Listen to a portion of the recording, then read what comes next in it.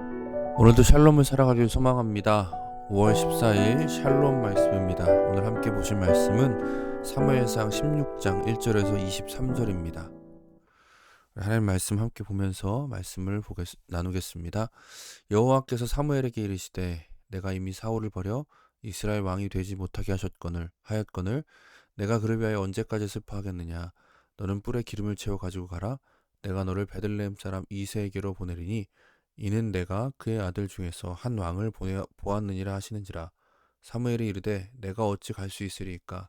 사울이 들으면 나를 죽이리이다 하니 여호와께서 이르시되 너는 암송아지를 끌고 가서 말하기를 내가 여호와께 제사를 드리러 왔다 하고 이새를 제사에 청하라. 내가 내게 행할 일을 가르치리니 내가 내게 알게 하는 자에게 나를 위하여 기름을 부을지니라. 사무엘이 여호와의 말씀대로 행하여 베들레헴에 이르매 성읍 장로들이 떨며 그를 영접하여 이르되 평강을 위하여 오시나이까.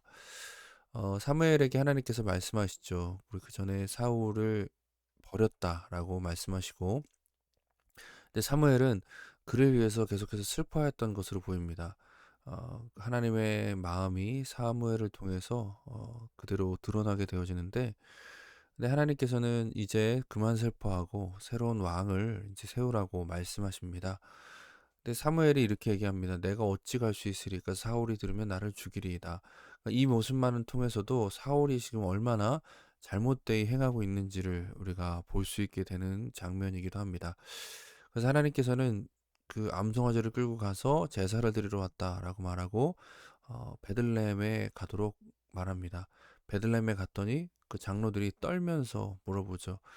떨었다는 것은 사무엘의 어떤 그 지위가 가지고 있는 그것으로 인해서 무서워했을 수도 있고, 사울과 사무엘의 관계가 이미 소문이 나서 어떻게 해야 되나를 이제 그 사이에서 두려워하는 모습도 보입니다. 어쨌든 건 그 사무엘이 이렇게 말합니다. 이르되 평강을 위함이니이다. 내가 여호와께 제사하러 왔나니 스스로 성결하게 하고 와서 나와 함께 제사하자 하고 이새와 그의 아들들을 성결하게 하고 제사에 청하니라. 그러니까 이새와 그의 아들들을 제사에 부르게 되어지는데, 이제 이새가 어떻게 하죠? 그 아들들을 데리고 옵니다. 그들이 오매 사무엘이 엘리압을 보고 마음에 이르기를 여호와의 기름을 부르실 자가 과연 주님 앞에 있도다. 보고 마음에 이르기를, 이 보고라는 단어가 되게 중요합니다. 앞에서도 보고라는 단어가 나오는데 이 보다라는 것이 굉장히 중요하죠. 이게 한 왕을 보았느니라 하나님께서 말씀하시죠. 그 사울이 볼 때 굉장히 마음에 드는 여호와의 기름 부으실 만한 자, 왕이 될 만한 값을 가진 엘리압이 등장하게 됩니다. 근데 여호와께서 이렇게 말씀하십니다. 사무엘에게 이르시되 그의 용모와 키를 보지 말라.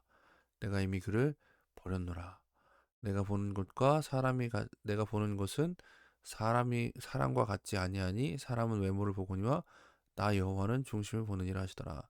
여기 그를은 아마도 엘리압보다는 사울을 암시하고 있는 것으로 보이죠.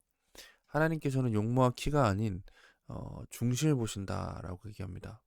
중심도 굉장히 중요한 부분인데 하나님이 보시는 것과 그 사람이 보는 것은 다르다는 거예요. 우리는 언제나 늘 용모와 키, 단순히 외형이 아니라 겉으로 보이는 모습을 중요시 여길 때가 많죠. 그러나 하나님께서는 그것을 보지 않으시고 다른 것을 보신다라는 것을 우리가 먼저 기억할 필요가 있겠죠. 이새가 아데나답을 불러 사무엘 앞에 지나가게 하되 사무엘이 이르되 이도 여호와께서 택하지 아니하셨느니라. 어, 이새가 산마로 지나게 하매 사무엘이 이르되 이도 여호와께서 택하지 아니하셨느니라. 하나님께서 계속해서 아니다 아니다 말씀하십니다. 이새가 그의 아들 일곱을 다 사무엘 앞으로 지나가게 하나 사무엘이 이새에게 이르되 여호와께서 이들을 택하지 아니하셨느니라 하고, 그러니까 이상한 상황이 된 거예요. 하나님께서 분명히 이새의 집에 내가 왕이 될 사람을 보았다라고 하셨습니다. 근데 이새의 아들들 중에 여호와께서 택한 이가 없었던 겁니다. 그러니까 사무엘이 조심스럽게 물어봅니다. 이새에게 이르되 내 아들들이 다 여기 있느냐. 이새가 이르되 아직 막내가 남았다. 그는 양을 지키는 자니이다. 사무엘이 이새에게 이르되 사람을 보내어 그를 데려오라. 그가 여기 오기까지는 우리가 식사 자리에 앉지 아겠노라. 막내 아들이 한 명 더 있었던 거죠. 근데 막내라는 것은 그냥 어떤 나이가 어리다라는 것 외에 그 집안에서도 천덕꾸러기 정도 취급을 받는 것 같고 별로 중요하게 여기지 않았다라는 의미도 가지고 있습니다. 그래서 그는 이 중요한 때에 사무엘이 그 가족을 불렀는데 양을 지키도록 이제 보냄을 받습니다. 이에 사람을 보내어 그를 데려오매 그의 빛이 붉고 눈이 빼어나고 얼굴이 아름답더라. 여호와께서 이르시되 이가 그니 일어나 기름을 부으라 하신지라. 사무엘이 기름 불병을 가져다가 그의 형제 중에서 그에게 부었더니 이날 이후로 다윗이 여호와의 영에게 크게 감동되니라. 그의 모습이 어땠습니까? 그의 빛이 붉었다 그래요. 아마 이 붉었다라는 건 밖에서 양을 쳤으니까 얼굴이 벌겋게 그을렸다라는 의미 같고요. 눈빛이 살아있고 얼굴이 아름다웠습니다. 여호와께서 이르니 그니 일어나 기름 부으라. 여기서 우리가 조금 생각해 봐야 될 점이 있죠. 하나님 분명히 외모와 키를 보지 않으신다고 하셨는데 그의 얼굴이 아름다웠습니다. 그러니까 이 모습이 단지 그냥 외형적인 것을 얘기하는 것이 아니라는 것을 우리가 짐작하게 되어지고요. 중요한 건 하나님이 보시는 것과 사람이 보는 건 다르다라는 거였는데 하나님 보시기에 다윗이 그 왕으로서 합당한 자였다라는 것을 우리가 보게 되고 그 기름 부었을 때 여호와의 영이 크게 감동되었다라는 부분들을 보게 됩니다. 그 뒤에 한 가지 이제 에피소드가 또 붙는데 여호와의 영이 사울에게 떠나고 다윗에게 여호와의 영이 임하였고 성령께서 임하였고 사울에게는 성령께서 떠나죠. 여호와께서 부르시는 악령이 그를 번뇌하게 한지라. 사울의 신하들이 그에게 이르되 보소서 하나님께서 부르시는 악령이 왕을 번뇌하게 하온즉 원하건대 우리 주께서는 당신 앞에서 모시는 신하들에게 명령하여 수금을 잘 타는 사람을 구하게 하소서. 하나님께서 부르시는 악령이 왕에게 이를 때에 그가 손으로 타면 왕이 나으시는지라 하는지라. 사울이 신하에게 이르되 나를 위하여 잘 타는 사람을 구하여 내게 데려오라 하니 소년 중 한 사람이 대답하여 이르되 내가 베들레헴 사람 이새의 아들을 본즉 수금을 탈 줄 알고 용기와 무용과 구변이 있는 준수한 자라. 여호와께서 그와 함께 계시더이다 하더라. 그러니까 사울이 하나님의 영이 떠나고 악령이 이제 그를 괴롭히게 되어집니다. 여러분 우리가 그 성경을 볼 때 시대와 문화와 또 당시의 정황을 염두하고 봐야 된다 그랬죠. 이것을 단순히 성령께서 왔다가 갔다가 나갔다가 하시고 성령이 나가시면 악령이 오고 어떤 이런 샤머니즘 쪽으로 이해해서는 안 됩니다. 이 얘기의 내러티브의 중요한 점들을 우리가 보면서 시대와 문화를 초월해서 우리에게 적용할 수 있는 범들을 보는 것이 되게 중요합니다. 이때 당시에는 하나님께서 이런 일들을 행하신 거예요. 사울이 성령께서 떠나시자 악령이 그를 괴롭히기 시작하는데 어떤 방법을 사용합니까? 수금 잘 타는 사람을 구하여서 그 악령을 내쫓으면 될 것입니다. 이걸 또 막 찬양하면 악령이 떠나간다. 뭐 그렇게 단순하게 적용할 필요는 없습니다. 찬양은 물론 능력이 있지만 단순하게 적용하지 말자는 거예요. 중요한 건 수금을 잘 타는 사람을 구하게 하소서 하고 누구를 부르냐? 베들레헴 사람 이새의 아들 누구예요? 다윗이죠. 다윗을 사울 앞에 세우게 되어집니다. 굉장히 중요한 의미가 있겠죠.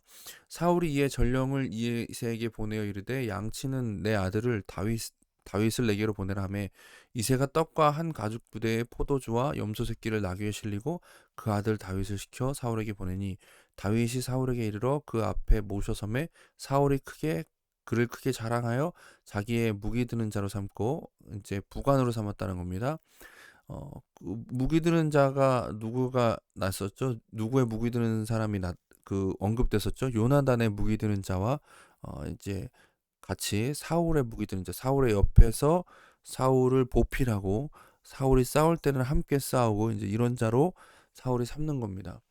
근데 그 사람을 어떤 식으로 활용하냐면 또 사울이 이새에게 사람을 보내 이르되 원하건대 다윗을 내 앞에 모셔서게 하라.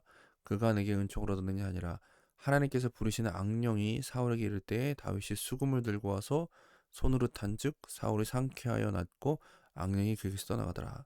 무기 드는 자로 다윗을 세워가지고 사울은 기껏 하는 게 뭐냐? 음악 치료자로 삼는 거예요. 어, 이런 모습들이 그 사울과 다윗의 극명한 대조를 보여주는데 우리 두 가지를 좀 적용해 보겠습니다. 첫 번째는 세상이 보는 것과 하나님 보는 것은 다릅니다라는 거예요. 우리가 오늘 말씀에서는 하나님의 중심을 보신다는 의미가 무엇인지까지 깊이 들어가진 않겠습니다. 그러나 중요한 건 세상이 보는 것과 하나님이 보는 것은 다르다라는 것을 우리가 이해할 필요가 있습니다. 사울은 모든 것을 가진 왕이었지만 하나님의 영이 없었죠. 다윗은 세상적으로 볼 때 아무것도 없는 자였습니다. 그러니까 사울과 대비했을 때 다윗은 집안에서도 인정받지 못하고 그저 양을 치는 목동에 불과하는 그런 아무것도 없는 자였습니다. 그러나 그 안에 뭐가 있었죠? 하나님의 영이 있었습니다. 아무것도 없는 다윗이 모든 것을 가진 사울을 고쳐주고 있습니다. 그 모습을 통해서 우리는 무엇을 보게 됩니까? 누가 진짜 높은 자인가? 무엇이 중요한가를 보게 됩니다.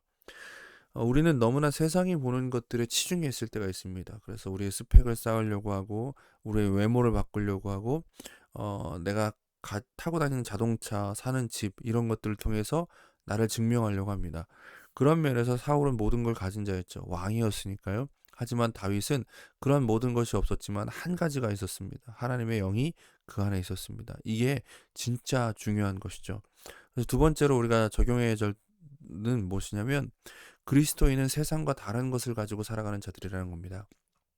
고린도전서 6장 8절을 보면 이렇게 말합니다. 우리는 속이는 자 같으나 참되고 무명한 자 같으나 유명한 자요 죽은 자 같으나 보라 우리가 살아 있고 징계를 받은 자 같으나 죽임을 당하지 아니하고 근심하는 자 같으나 항상 기뻐하고 가난한 자 같으나 많은 사람을 부유하게 하고 아무것도 없는 자 같으나 모든 것을 가진 자로다. 그리스도인은 자신이 가진 것으로 살아가지 않고 그리스도로 살아가는 자입니다. 우리에게 중요한 건 무엇이냐? 그리스도께서 함께 한다는 것입니다. 세상에 보이는 모습에 우리가 치중할 필요가 없고 그것 때문에 좌절할 필요도 없고 교만할 필요도 없습니다. 하나님께서 그리스도 안에서 우리와 함께 하신다는 그 사실이 우리의 힘이고 능력입니다. 우리가 이것을 붙잡고 살아간다면 아무것도 없는 다윗이 모든 것을 가진 사울을 고쳐주는 것과 같은 그런 역전의 삶을 우리도 경험하게 될 것입니다. 두 가지를 우리 함께 같이 기도하겠습니다. 첫 번째는 보이는 모습에만 신경 쓰던 우리의 모습을 회개하기 원합니다.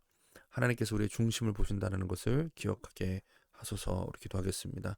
두 번째는 그리스도인의 정체성은 그리스도와 함께 살아가는 자라는 것을 우리 마음에 새기게 하시고 오늘도 그리스도와 함께 샬롬을 살아가게 하옵소서. 우리 같이 기도하겠습니다.